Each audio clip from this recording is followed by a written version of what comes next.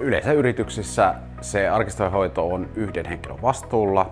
Monta kertaa se vastuuhenkilö on valittu kovin sattumanvaraisesti ja välttämättä ei ole osaamista siihen eikä ymmärrystä, mitä asiakirjoja siellä arkistossa tulee säilyttää ja mitä tulee vuosittain poistaa.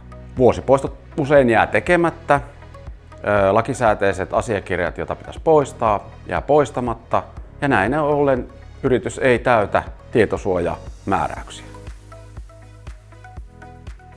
Palvelua voi ostaa jopa sinne yrityksen omiin tiloihin tai sitten arkistot voi ulkoistaa ja ulkoistetussa palvelussa asiakas saa vuosittain vuosipoistoilmoituksen, missä meidän henkilöstö tekee esityksen, mitkä asiakirjat heidän pitäisi poistaa ja asiakkaan hyväksyttyä nämä asiakirjat poistetaan välittömästi.